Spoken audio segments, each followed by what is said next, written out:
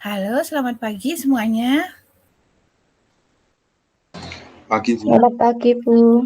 Selamat Pagi, pagi Bu. ya, sudah berkumpul semua. Selamat pagi, Kurang Bu. lebih, ya, selamat pagi juga Mbak Sherly. Hari ini seperti biasa ya, materi kita adalah pertemuan ini adalah uji praktikum farmakologi toksikologi. Saya tidak tahu ini, saya lupa juga ini udah pertemuan kita keberapa ya, yang karena pertemuan kita itu tidak urut begitu sesuai dengan modulnya ya. Nah, yang jelas hari ini pertemuan kita materinya adalah uji iritasi dan sensitasi ya. Nah, sama seperti yang sebelumnya, uji ini adalah uji yang kita gunakan untuk melihat adanya toksisitas jika suatu senyawa atau suatu obat ataupun suatu bahan kimia itu diberikan melalui topikal ya, diberikan secara topikal atau melihat apakah ada bahaya atau toksisitas yang terlihat secara topikal ya. Jadi misalnya kalau yang kemarin itu ada uji toksisitas oral, ada uji toksisitas dermal begitu ya. Kalau hewan uji di mana senyawanya diberikan secara oral, maka yang kita lihat adalah ED50 serta perilakunya. Kemudian ada juga uji toksisitas dermal, akut dermal, di mana kita memberikan suatu senyawa melalui topikal atau melalui kulit. Nah, kita pengen lihat juga toksisitasnya terhadap tubuh ya, LD50 dan terhadap perilakunya. Nah, pada hari ini adalah uji toksisitas yang kita lakukan adalah di mana senyawa uji kita berikan secara dermal, kemudian yang kita amati adalah pada kulitnya ya. Tidak lagi LD50 ataupun perilakunya yang diamati begitu, tetapi yang kita lihat adalah gangguan yang terlihat pada kulit itu sendiri di mana obatnya diberikan begitu ya. Apakah terjadi iritasi atau terjadi sensitasi atau tidak begitu ya, apakah dia dapat merusak kulit atau tidak ya. Jadi apabila terjadi iritasi ataupun terjadi sensitasi itu berarti terjadi kerusakan kulit.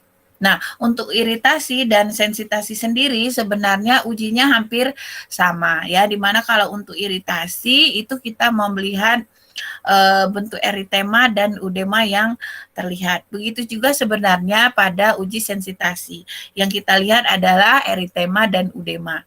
Ya, yang membedakan antara uji iritasi dan uji sensitasi itu adalah lama pengujiannya. Kalau uji iritasi biasanya kita mengamatinya secara akut yaitu sekitar sampai dengan 72 jam ya. Biasanya diamati pada jam pertama, 30 menit pertama, kemudian 1 jam pertama, kemudian 24 jam, kemudian 48 jam, kemudian 72 jam begitu ya.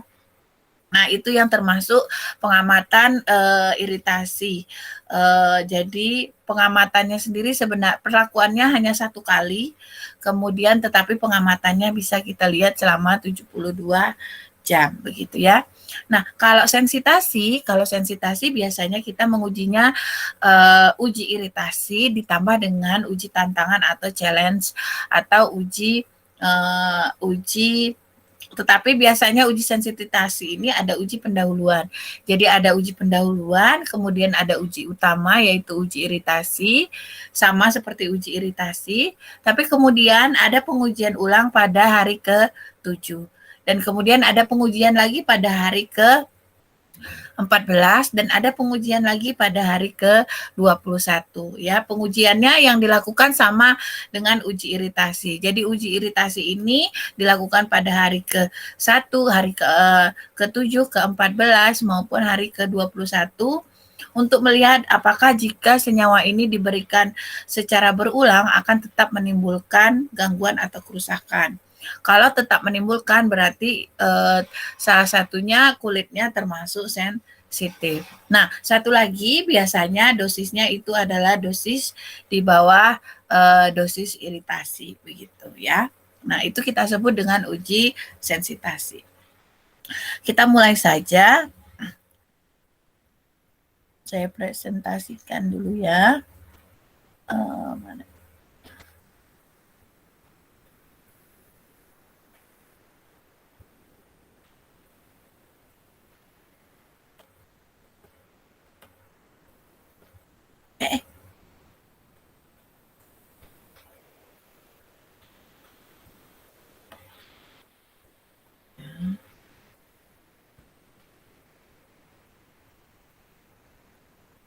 Terlihat? Sudah terlihat ya? PPT-nya sudah terlihat? Sudah, Bu. Sudah ya? Oke. Nah, ini adalah pengujian iritasi dan sensitasi. Ya, kalau iritasi itu biasanya kita lihat nanti bentuknya ada berupa gangguan eritema ataupun udema begitu ya. Biasanya kalau pada kerusakan ini yang sifatnya multiformis, jadi tidak hanya bercak-bercak merah, tetapi juga kadang terjadi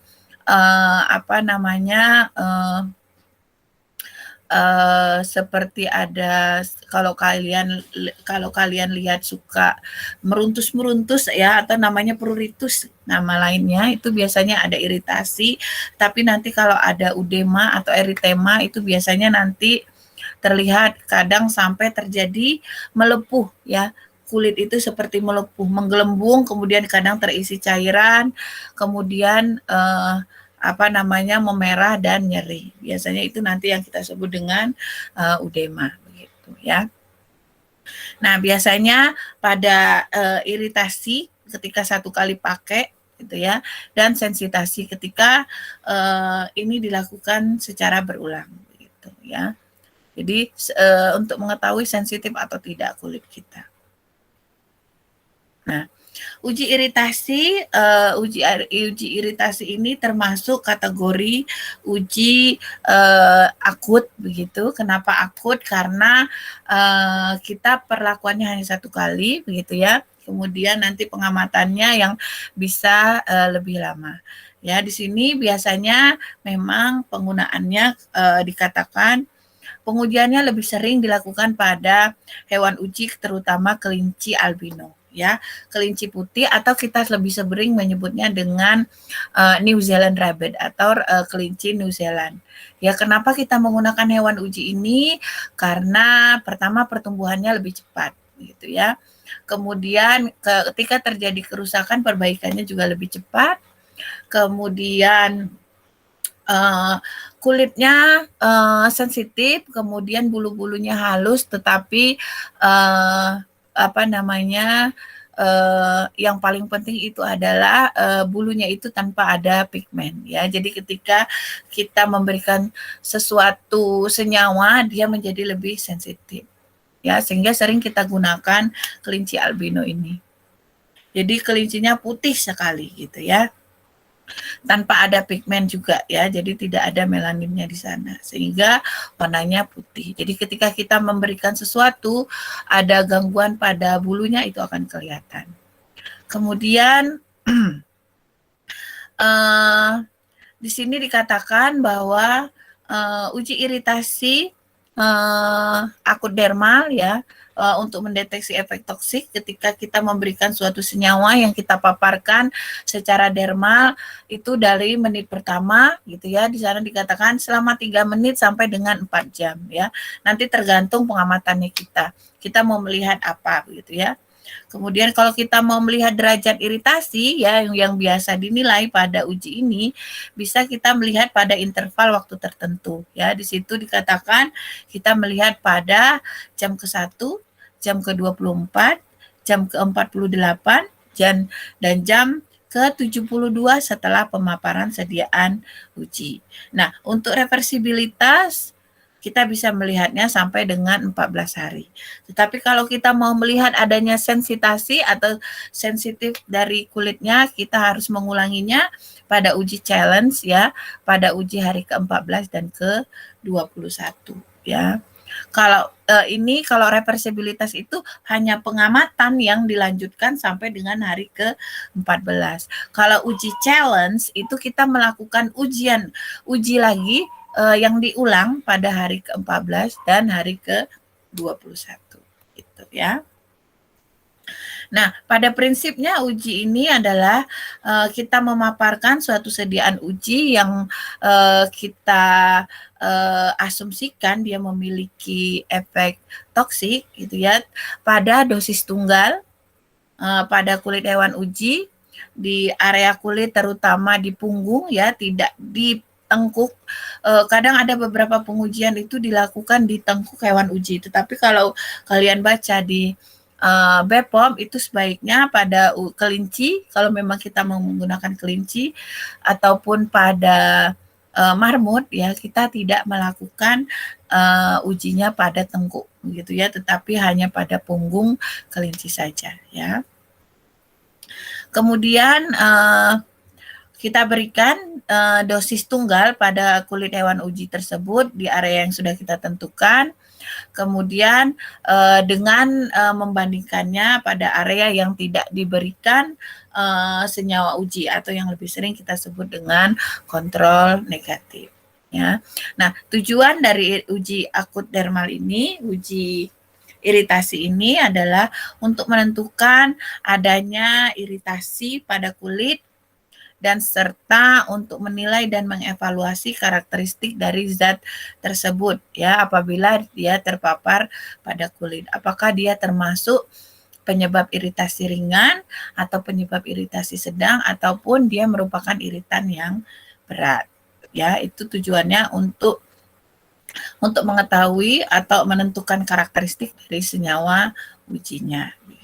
Itu tujuan mengapa kita harus melakukan uji iritasi.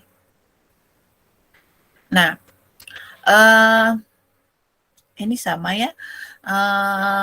Ini ada yang namanya GHS atau Global Harmonized System yang dia mengklasifikasikan suatu zat kimia menjadi beberapa klasifikasi begitu ya. Seperti yang ada pada tabel ini. Ini ya, pada tabel 9 ini. Itu adalah hasil klasifikasi dari Global Harmonized System yang dia mengevaluasi kriteria bahaya suatu senyawa terutama pada kulit ya, yang bersifat apakah senyawa tersebut bersifat toksik atau tidak ya. Nah, tetapi ada syaratnya, sediaan uji harus diketahui apakah dia memiliki pH ekstrim atau tidak ya. Kalau misalnya dia memiliki pH ekstrim maka tidak boleh diuji pada hewan ya. Jadi kalau senyawanya itu pH-nya kecil atau kurang dari 2 berarti terlalu asam atau terlalu basah, maka tidak bisa kita uji ke kulit karena pasti dia nanti akan menyebabkan iritasi ya.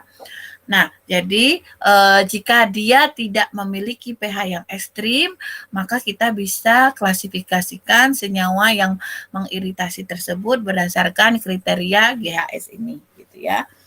Nah, GHS ini tahun 2009 itu membagikan kategori senyawa menjadi korosif, bersifat iritan, ataupun bersifat iritasi ringan. Itu menurut GHS ya.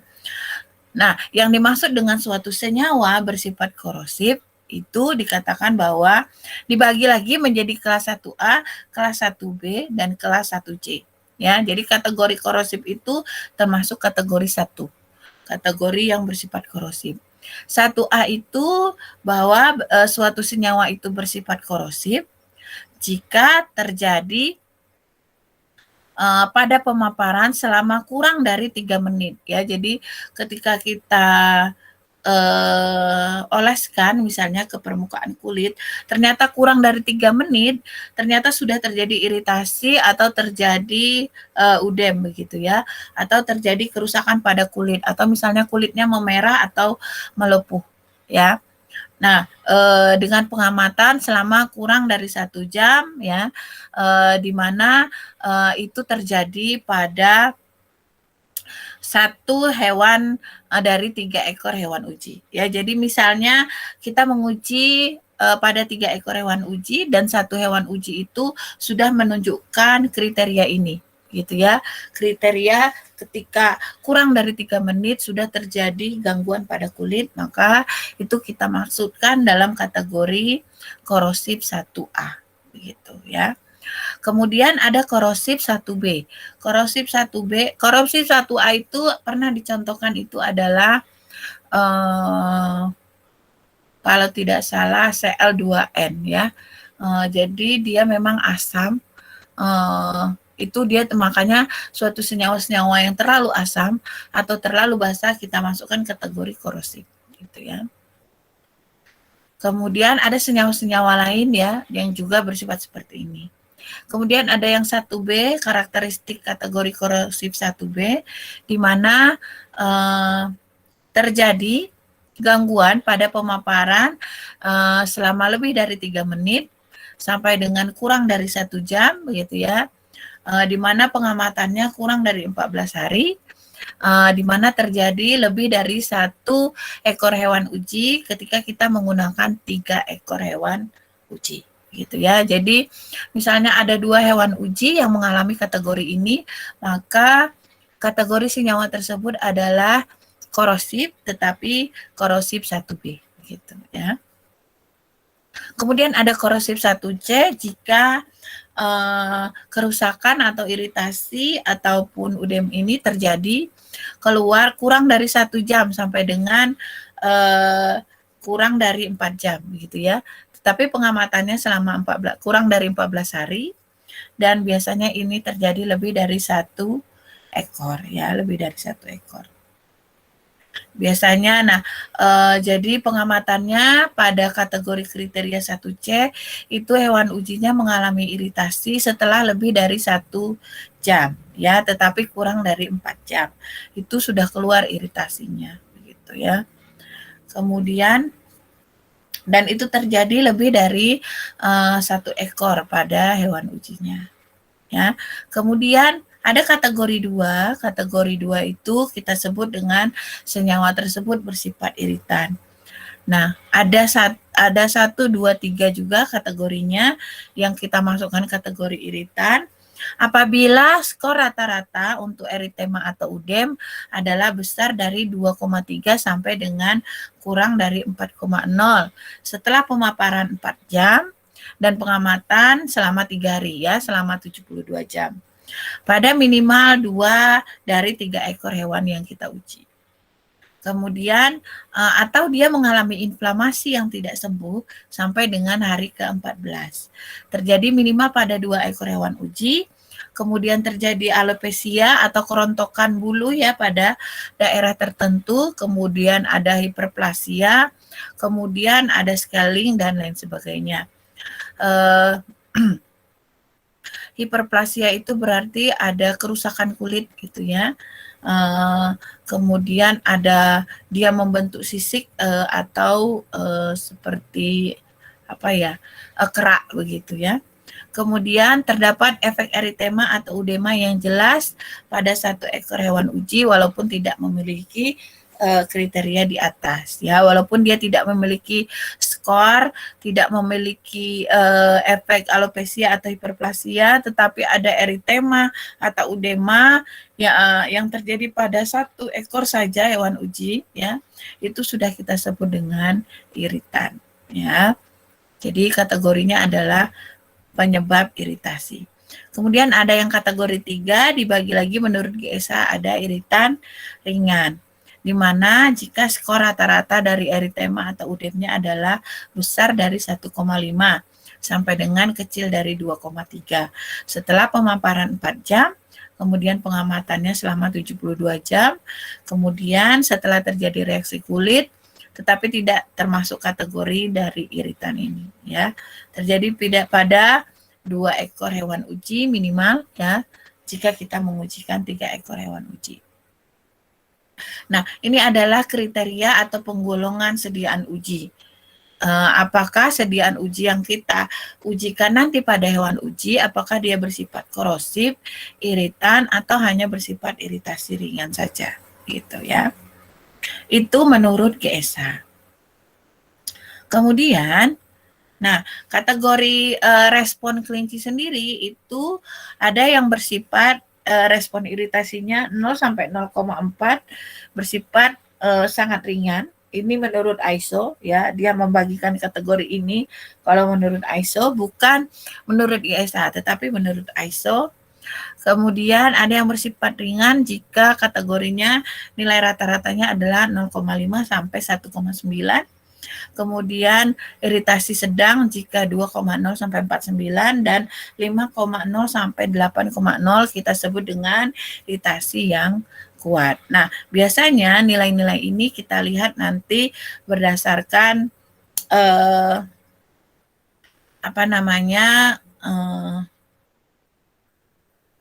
kategori yang nilai skor rata-ratanya tadi ya. Mana ya? Nah, nilai skor ini gitu ya.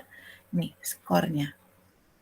Kita tambahkan dia masuk kategori yang mana ya, nanti kita rata-rata. Kemudian nah, prinsipnya sama tadi seperti yang di atas ya, kita memaparkan sediaan uji dalam dosis tunggal pada hewan uji, terutama pada kulitnya. Kemudian kita amati pada derajat iritasinya atau interval waktunya pada jam ke-1, 24, 48, dan 72 ya. Nah, kemudian kemudian kita amati iritasinya, kemudian kita amati reversibilitasnya ya sampai dengan pengamatan selama 14 hari. Apakah dia menunjukkan tanda-tanda kesakitan atau kerusakan pada kulitnya ataupun yang lainnya ya. Kalau terjadi gangguan sampai dengan kerusakan organ, maka hewan ujinya harus kita matikan gitu ya.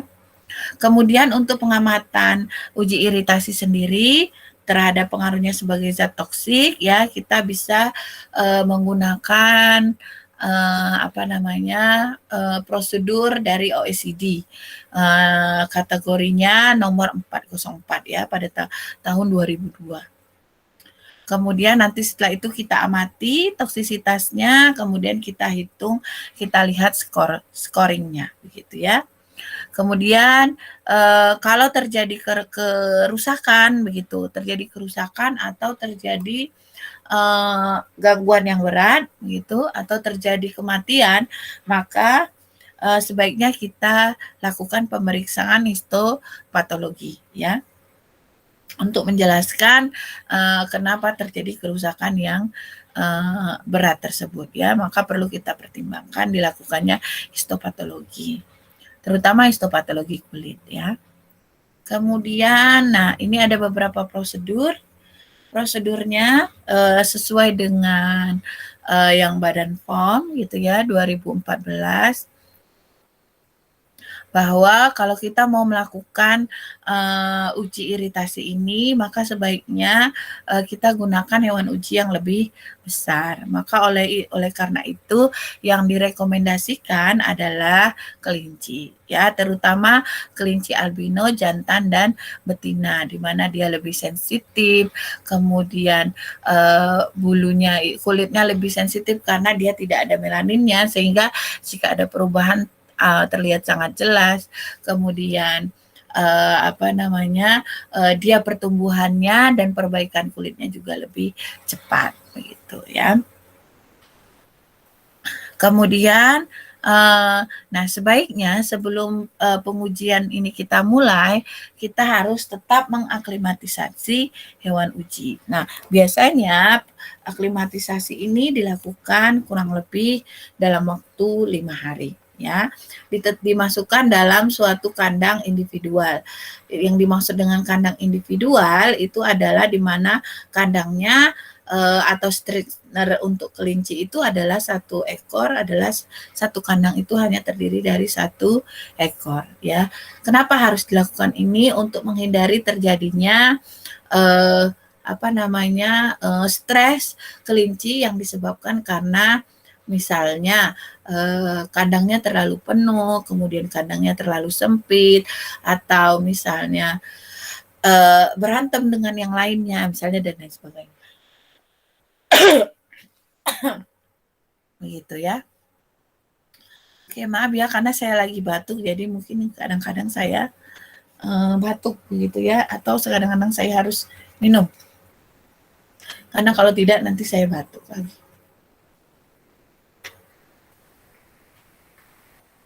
Nah, setelah diaklimatisasi selama 5 hari, sebelum pengujian ya, kurang lebih 24 jam sebelum pengujian, biasanya hewan harus dicukur pada daerah punggungnya seluas lebih kurang 10 kali 15 cm atau tidak kurang dari 10% dari permukaan tubuhnya ya. Kemudian kenapa di punggung ya, karena memang sebaiknya tempat pemaparan di punggung. Sebentar deh.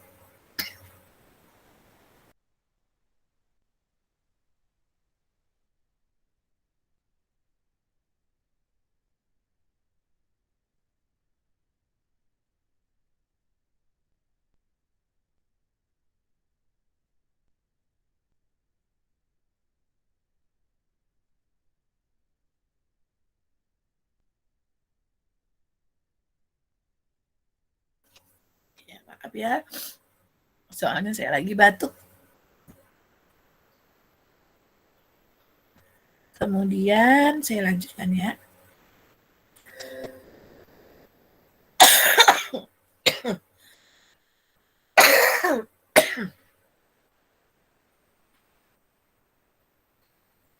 Nah, kemudian tadi pada sampai dengan pencukuran ya, pencukuran itu dimulai dari tulang bahu sampai dengan tulang paha ya yang ada di pinggangnya. Jadi lebarnya sama seperti dengan ketika kita mau menguji akut dermal sampai di belakang. Nah ya.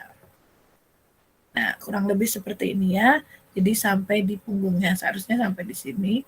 Mulai dari tulang likatnya yang ada di dekat tengkuk sampai dengan di bagian bawah ya. Ini tidak rapi dia mencukurnya ini. Harusnya dia mencukurnya dengan rapi.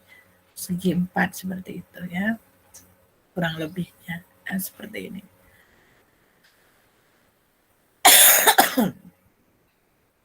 Kurang lebihnya pencukurannya seperti itu ya.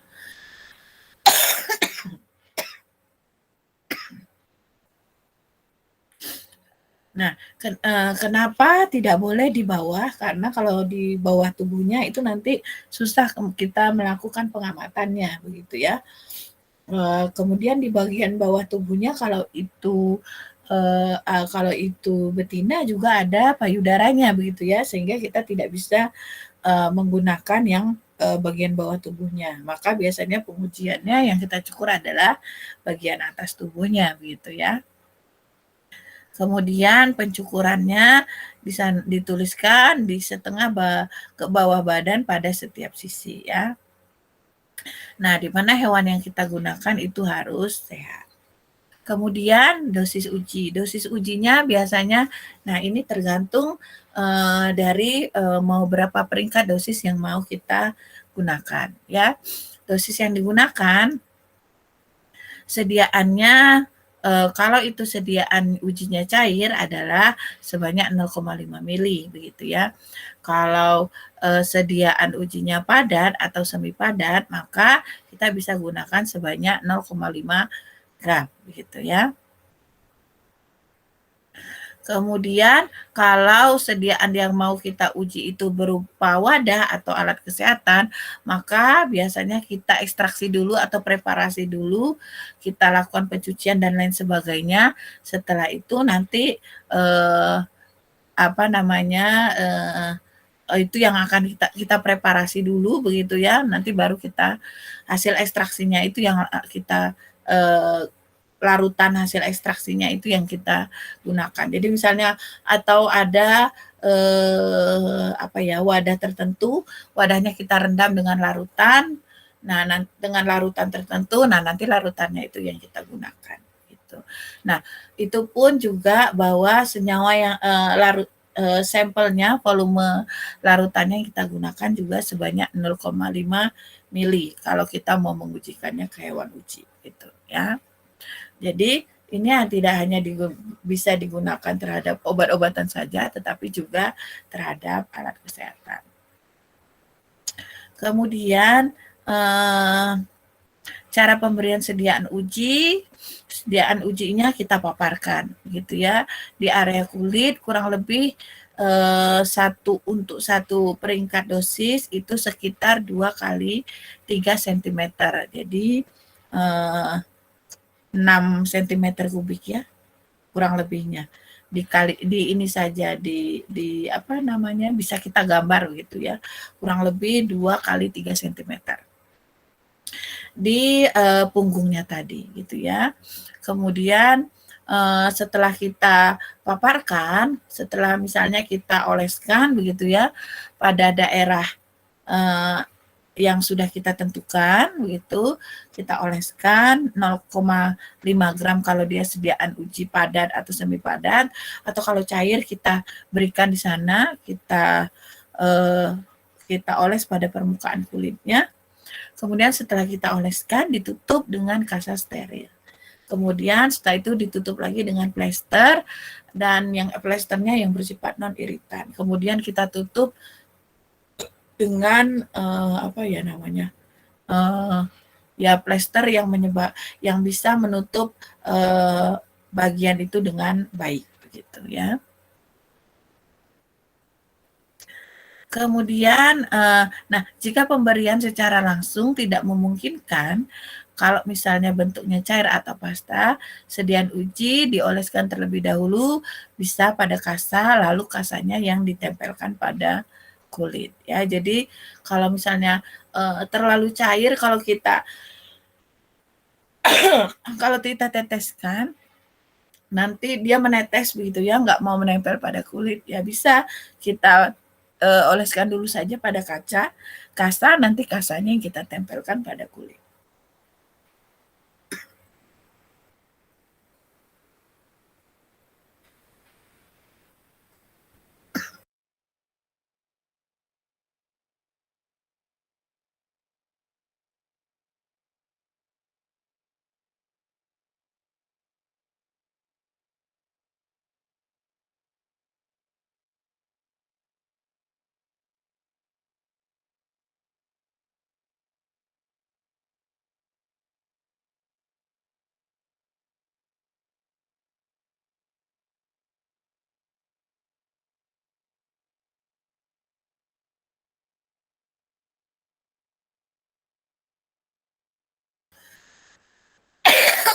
Astaga. Kemudian, ini contohnya ya. Ini tadi contoh yang kita pemaparan yang kita paparkan. Jadi bisa dibuat 4 lokasi, ada ini kepalanya tadi. Ini yang sudah kita cukur. Kemudian ada lokasi 1, 2, 3 gitu ya. Ini lokasi untuk pemaparan sediaan uji, kemudian yang ini ada yang kontrolnya.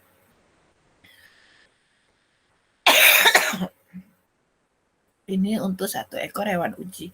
Kalau seperti ini gambarannya, maka yang kita bisa paparkan di sini itu sediaan ujinya hanya ada 2 ya. Jadi misalnya ini kontrol positif, ini kontrol negatif, ini dosisnya ada 1 atau ada 2 gitu ya.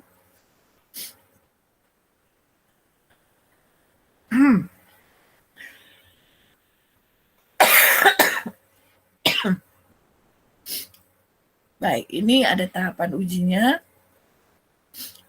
Jika suatu di sini dikatakan bila sediaan uji diduga bersifat mengiritasi atau korosif, maka kita bisa melakukan pengujian ini dengan menggunakan 1 hewan uji dulu ya. Berarti ini adalah uji pendahuluan.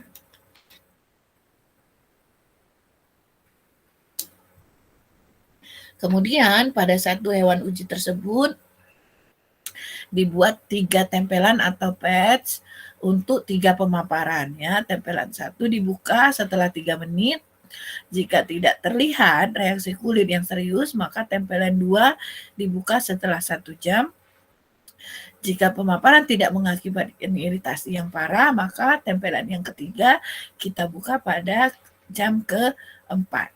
Ya, kemudian baru kita lihat cedera kulitnya. Ya, ini terutama yang digunakan untuk apa namanya?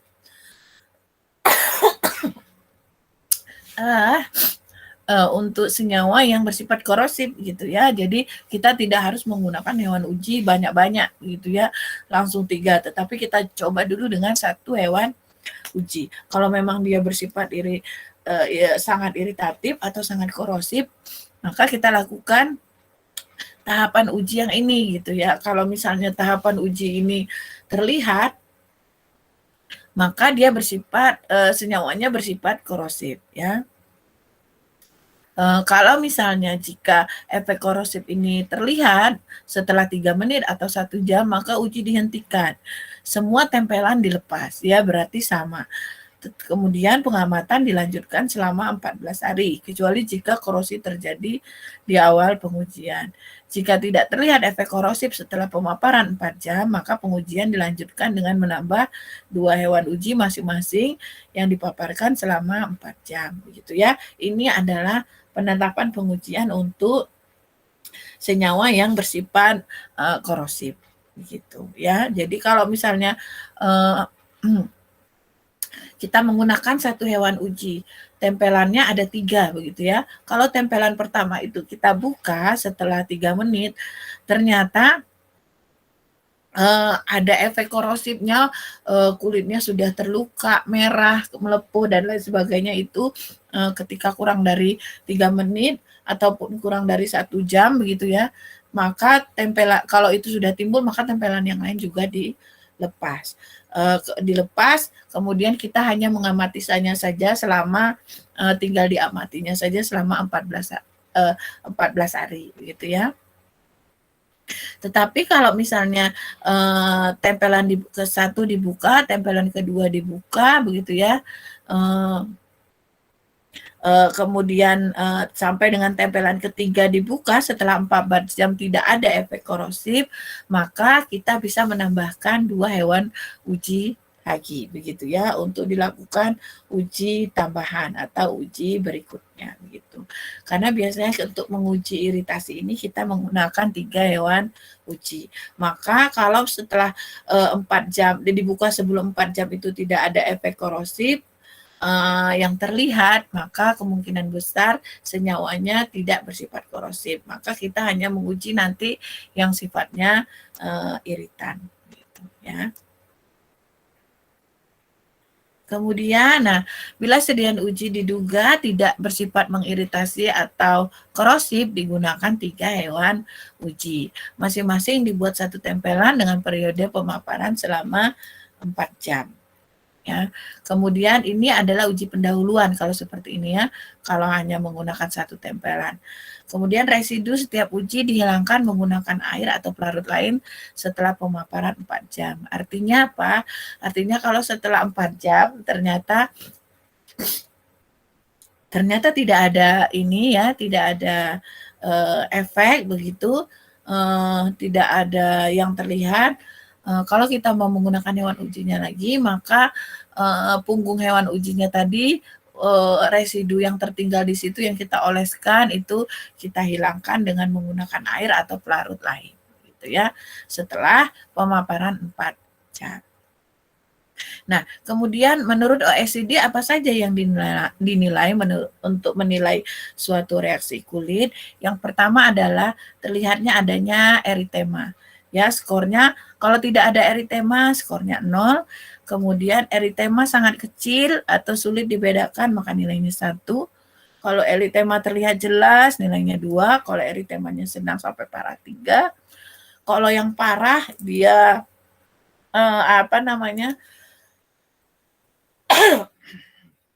terlihat sampai ini ya, sampai terlihat batas yang jelas, seperti warna dagingnya benar-benar kelihatan begitu ya, berarti itu masuk kategori 4 gitu.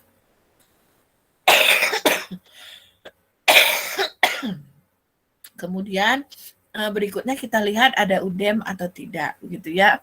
Kemudian apakah ada udem, misalnya ada udem tapi sangat kecil, ada udem tapi berbatas dengan jelas. Udem itu seperti melempuh gitu ya. Jadi ada pembengkakan, ada penggelembungan seperti itu ya.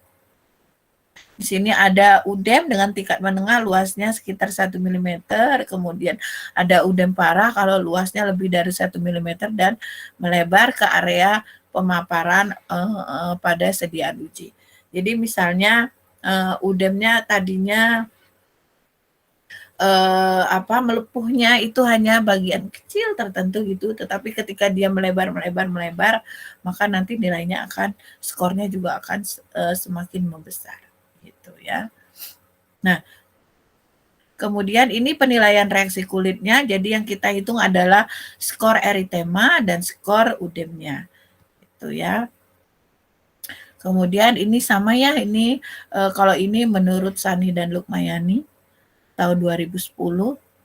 Jadi ada eritema, sedikit eritema terlihat jelas, sedang atau berat. Udem sebenarnya sama, tanpa udem, sedikit udem terlihat jelas, udemnya sedang ataupun udemnya luas begitu ya. Nah, eritema itu dikatakan eritema adanya bercak kemerahan pada kulit yang disebabkan karena ada pelebaran pembuluh darah di bawah kulit, gitu ya. Munculnya eritema bisa diakibatkan karena peradangan, paparan sinar matahari, alergi, dan obat-obatan hingga infeksi ya. Jadi berupa bercak kemerahan saja pada kulit, gitu ya. Karena memang ada pelebaran pada pembuluh darah. Tapi kalau udem itu biasanya nanti ada jadi seperti ada pembengkakan kulitnya jadi menonjol gitu ya. Walaupun kategorinya kecil atau besar atau melepuh ataupun tidak. Kalau ada pembengkakan maka kita sebut dengan pembentukan udem gitu ya. Kemudian skor iritasi kulit harus dievaluasi untuk melihat tingkat keparahan luka atau ada tidaknya reversibilitas. Skor individu biasanya tidak mewakili standar absolut untuk sifat iritan dari sediaan uji. Dilakukan evaluasi efek-efek lain dari sediaan uji. Jadi skor individual harus dilihat sebagai nilainya sebagai nilai referensi. Kemudian ada skor iritasi primer. Sediaan uji adalah kombinasi dari seluruh observasi dari pengujian ya. Jadi indeks iritasi primer itu ada nilai A dikurangi nilai B ya. Jadi skor eritema dan udem pada seluruh titik pada waktu pengamatan dikurangi dengan jumlah skor eritema pada titik pengamatan pada kontrol ya. Itu indeks iritasinya dibagi dengan jumlah hewannya gitu. Kalau misalnya hewannya individual ya berarti tidak dibagi dengan jumlah hewan. Tetapi kalau itu nilai skor beberapa hewan maka kita harus bagi dengan jumlah hewannya begitu ya. Ini adalah prosedurnya. Jadi sama dengan yang seperti tadi ya.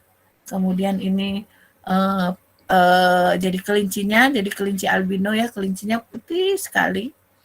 Kemudian matanya merah begitu ya. Kemudian tidak ada bercak apapun.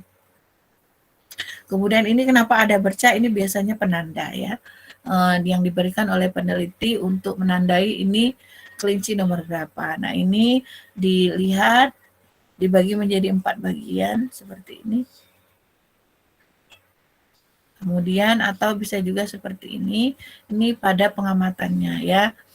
Pada eritema ada kemerahan seperti ini, tapi kalau misalnya ada bintik-bintik yang besar begitu ya, bintik-bintik seperti ini menggelembung ataupun melepuh, maka itu kita sebut dengan udem. Ya, memang agak sedikit susah membedakan ini. Kulit ini ada eritema, terlihat ada pembesaran, pelebaran pembuluh darah.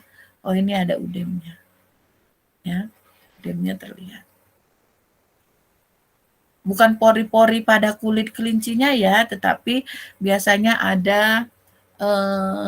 Jadi kalau misalnya kamu kayak orang biang keringat begitu ya, atau seperti apa ya? Kayak orang yang mengalami alergi, pembengkakan karena alergi begitu ya, tapi warnanya merah gitu. Ya, itu udem.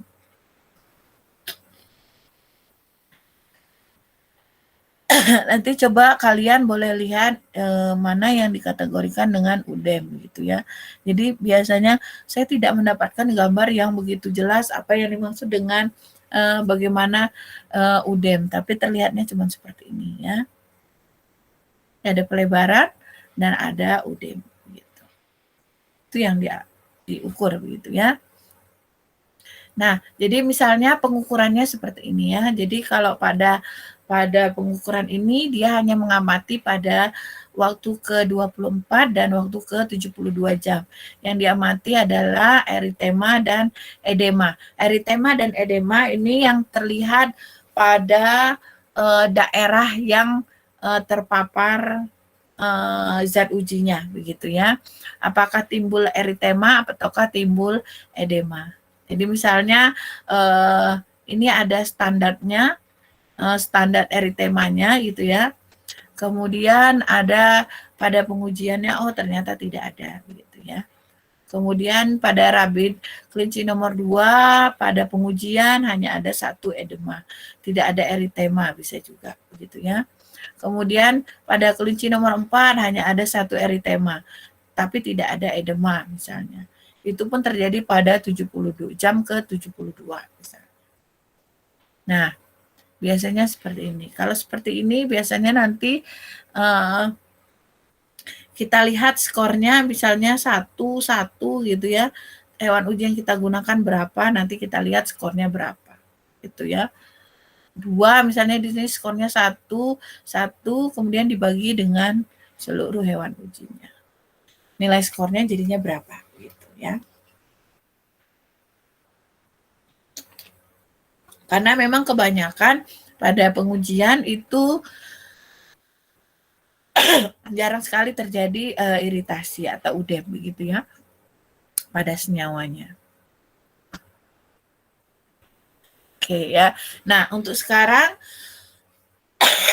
kenapa kita menggunakan kelinci albino? Karena ada kampanye yang mengatakan bahwa kita sebaiknya tidak mengujikan tidak ada lagi kelinci percobaan atau tidak ada terutama pada marmut begitu ya. Nomor genetik gitu ya. Ini dilakukan. Jadi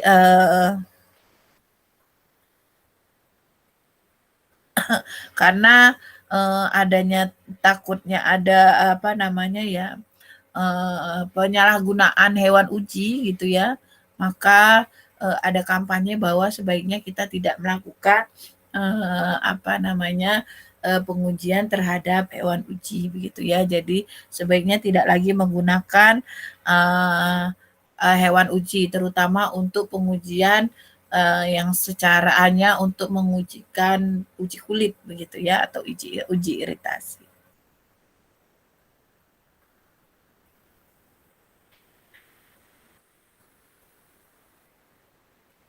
Tetapi sampai sekarang masih tetap ya, walaupun kampanyenya banyak begitu ya, tetapi sampai saat ini masih banyak yang menggunakan hewan uji ya, terutama pada uji seperti ini ya, uji obat-obat yang digunakan untuk uji iritasi atau uji sensitasi. Nah, kalau untuk uji sensitasi seperti tadi yang saya bilang, ada pengujian ya, suatu pengujian untuk mengidentifikasi zat yang berpotensi menyebabkan terjadinya sensitasi kulit. Ya, takutnya kulitnya menjadi lebih sensitif.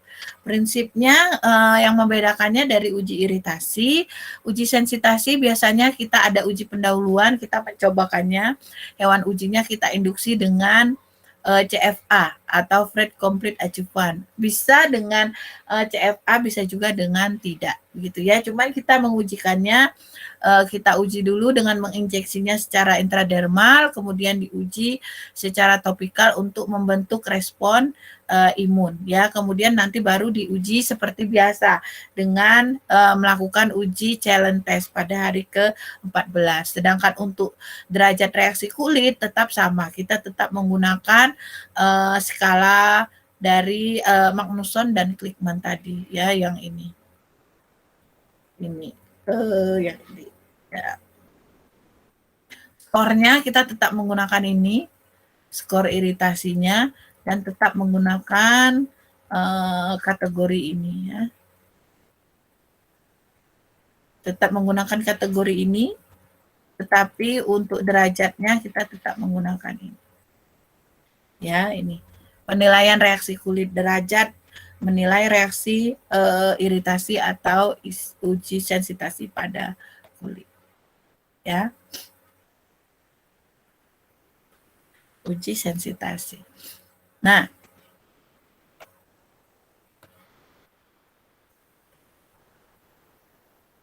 kemudian, nah tugas hari ini ya, sampai sini ada pertanyaan tidak? Saya stop sharing dulu. Sampai di sini ada pertanyaan tidak untuk uji iritasi dan uji sensitasi? Bu, izin bertanya. Ya, monggo Mbak Farika. Kalau misalnya untuk produk-produk yang ramah untuk bayi itu, apakah pengujiannya pakai kelinci yang masih muda apa gimana, Bu? Kalau untuk produk bayi, sama aja Mbak Farika, sama, tetap menggunakan walaupun itu untuk produk bayi ya, ujinya tetap sama dengan menggunakan kelinci New Zealand ini gitu ya, tetap menggunakan kelinci albino. Kemudian kalau dulu ada ujinya dengan menggunakan marmut, tetapi sekarang sudah tidak lagi ya, tidak boleh lagi menggunakan, walaupun memang kulitnya lebih sensitif ya dibanding dengan kulitnya kelinci. Tetapi karena sudah tidak diperbolehkan lagi, maka sekarang apapun produknya ataupun senyawanya yang mau kita ujikan, biasanya kita tidak lagi begitu ya, tidak lagi menggunakan hewan uji yang kecil, jadi menggunakan hewan uji yang besar. Jadi kelinci saja ya, jadi tetap kelinci albino ini. Jadi sama aja, Mbak. Baik, Bu, terima kasih. Yang lain? Ada nggak? Mungkin bertanya, Bu. Ya? Enggak? Apakah bisa disebut kalau uji iritasi itu lebih ke kita menilai kandungan terhadap kulit, sedangkan sensitasi itu kulit terhadap kandungan, Bu? Kalau uji iritasi itu untuk mengetahui apa, Mas Hernando? Kandungan dari sediaan tersebut ke kulit, sedangkan sensitasi tadi kulit terhadap kandungan sediaan. Itu maksudnya bedanya gimana? Kebalikannya, Bu. Kebalikannya. Kalau uji sensitasi itu, lebih ke jadi seberapa seberapa besar kemampuan kalau kita berikan sediaan itu secara berulang, apakah nanti lama-lama kulit kita bisa menjadi sensitif terhadap itu, begitu ya, biasanya seperti itu sih. Tetapi kalau misalnya uji iritasi, ya kita memang mau lihat apakah senyawa itu menimbulkan iritasi atau tidak selama pemakaiannya, begitu. Kalau semisal uji sensitasi itu memang tidak tidak langsung gitu ya Bu ya? Harus memang bertahap beberapa kali pemakaian gitu. Iya, iya, betul. Jadi biasanya kalau uji sensitasi itu, jadi kita cobakan nanti, jadi begini, suatu senyawa itu kadang, bersifat, antigen begitu ya. Jadi kadang antigen itu kan yang menyebabkan iritasi. Nah, uji sensitasi itu, kita berikan berulang itu agar, kulit kita itu lama-lama dia kalau kita berikan secara berulang nanti akan menjadi terbiasa, lama-lama menjadi tidak sensitif lagi begitu, Mas Hernando. Baik Bu, terima kasih. Ya. Jadi kita berikan secara berulang. Jadi kita berikan biasanya kita berikan ajuvannya itu ya untuk ajuvan atau dengan ajuvan atau tidak begitu ya. Tujuannya adalah untuk agar antigen itu bisa lepas perlahan-lahan gitu. Harapannya seperti itu. Jadi jika antigennya lepas perlahan-lahan, kita berikan senyawa itu berulang, jadi kita berikan sekarang, timbul nggak iritasi. Kemudian nanti kita ulangi lagi pada hari ke-7 dengan percobaan yang sama, kita amati selama 3 hari, dia iritasi lagi atau tidak. Kemudian kita uji challenge lagi pada hari ke-14, kita ujikan hal yang sama, masih timbul iritasi atau tidak. Kemudian kita uji lagi hal yang sama pada hari ke-21, masih timbul iritasi atau tidak, begitu. Ya, jadi ujinya itu kita lakukan berulang untuk tujuannya kalau kita berikan berulang biasanya apakah kulit bisa menerima senyawa itu atau tidak, atau lama-lama atau hanya pertama kali saja yang iritasi, setelah kita berikan beberapa kali nanti kulit menjadi tidak iritasi lagi begitu. Ya, jadi seperti kayak mengadaptasikan begitu ya. Nah, tetapi biasanya kalau sampai dengan beberapa kali tetap sampai dengan uji challenge dan lain sebagainya iritasinya tetap tinggi ya berarti memang senyawa tersebut bersifat sensitif ya, bersifat sensitif pada kulit kita ya. Tetapi kalau misalnya diberikan secara ternyata hanya di awalnya saja begitu ya yang bersifat mengiritasi, tetapi ketika diberikan berikutnya misalnya tidak lagi menimbulkan iritasi pada kulit begitu. Jadi kita melihat sejauh mana kulit kita sensitif terhadap senyawa obat tersebut begitu. Bu, untuk pemberian uji sensitasi tadi kan Ibu menjelaskan kita menggunakan dosis yang rendah ya Bu? Dosis yang rendah. Itu apakah akan ada kenaikan bertahap atau tidak Bu? Kelihatannya tidak Mas. Kelihatannya ya tetap biasanya diketahui gitu ya,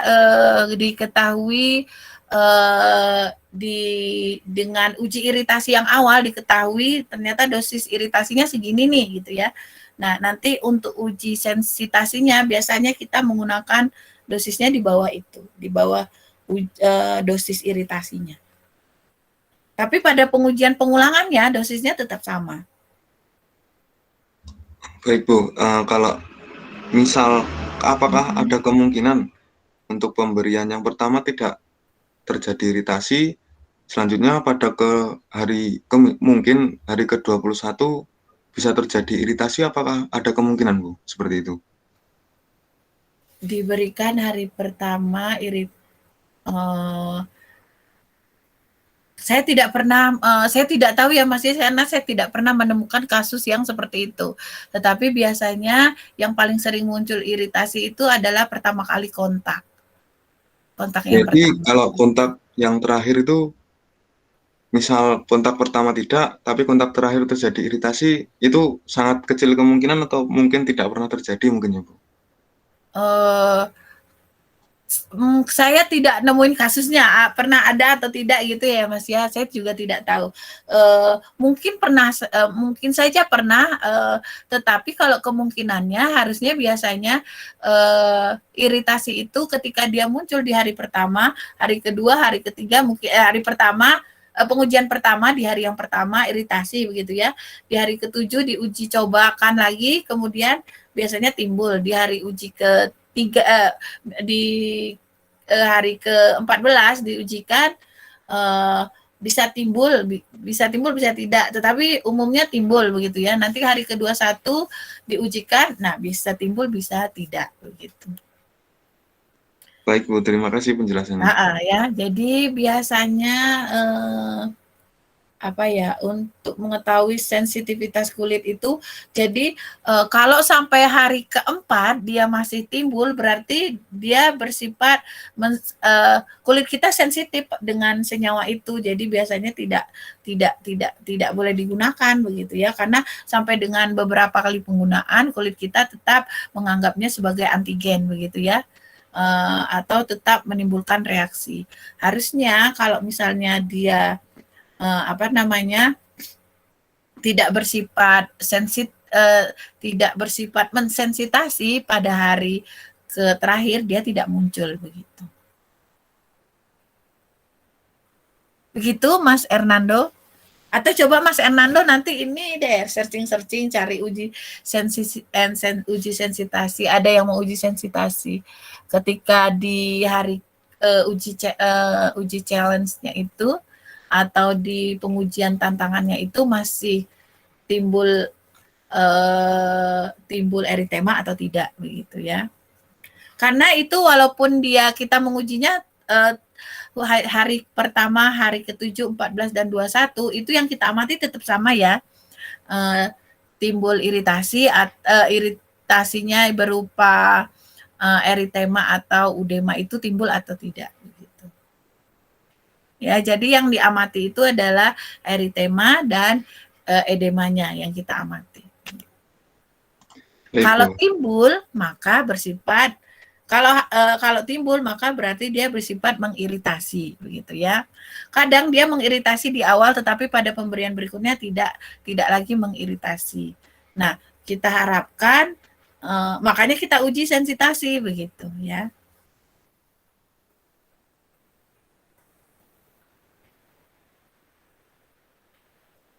Yang lain?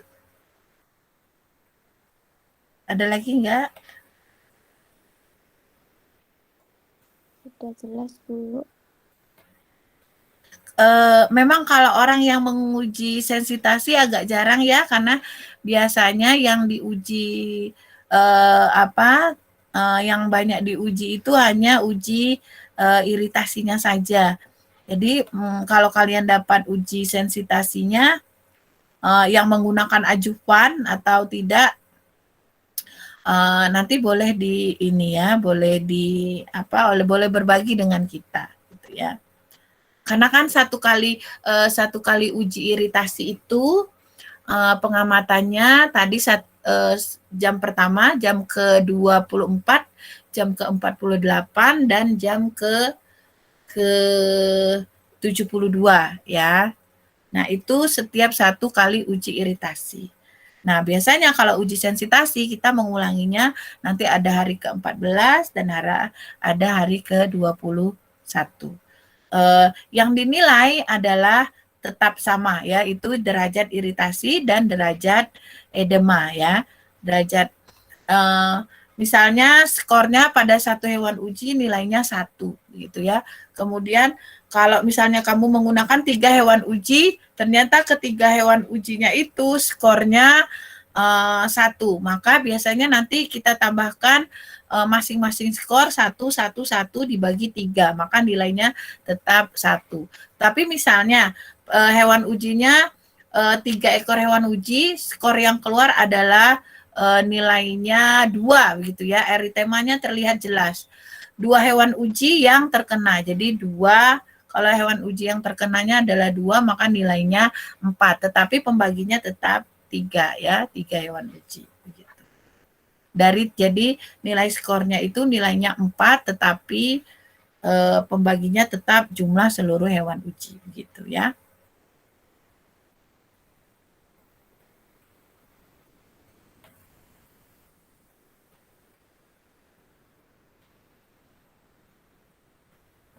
Oke, baik. Ada yang lain? Ada yang ditanyakan?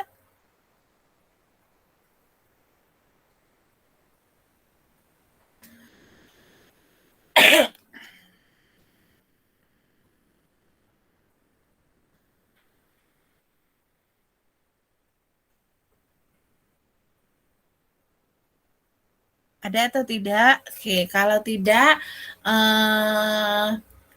tugasnya sama dengan yang minggu kemarin ya. Tidak usah jadi ada kesulitan nggak dengan yang minggu kemarin? Mencari jurnal internasionalnya? Jurnal nasionalnya ada kesulitan?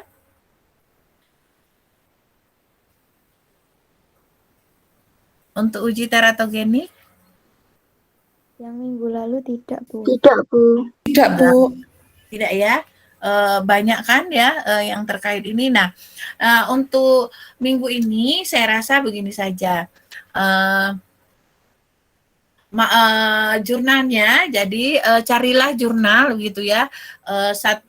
Jurnal terserah mau jurnal internasional maupun jurnal nasional. Kemudian nanti direview yang satu jurnal terkait dengan uji iritasi, itu ujinya banyak gitu ya.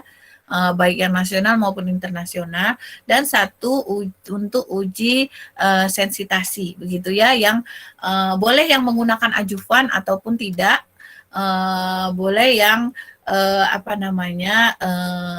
tetapi biasanya harus lengkap ya, ada uji tantangannya, dimulai dari uji pendahuluan dan juga dengan uji utama dan uji tantangannya gitu, atau ada challenge testnya begitu ya, untuk menentukan suatu senyawa itu bersifat sensitif atau tidak begitu ya. Kemudian nanti di review. Saya rasa tugasnya cukup itu saja untuk minggu ini, karena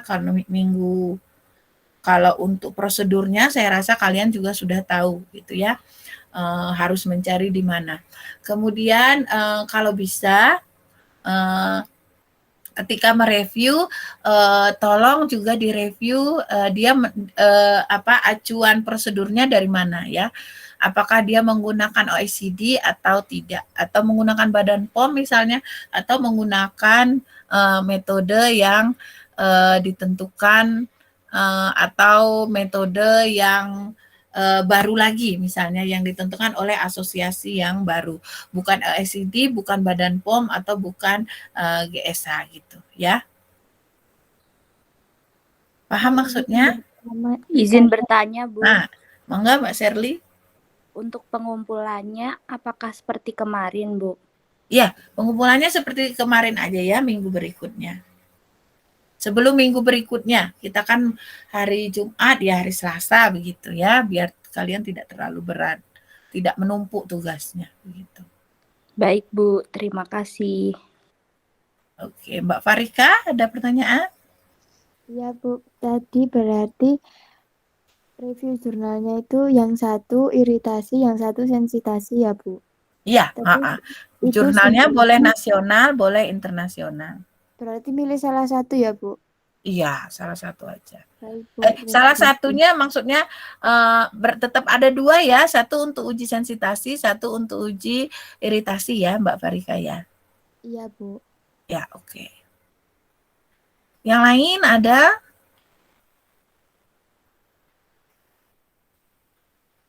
Ada lagi pertanyaan?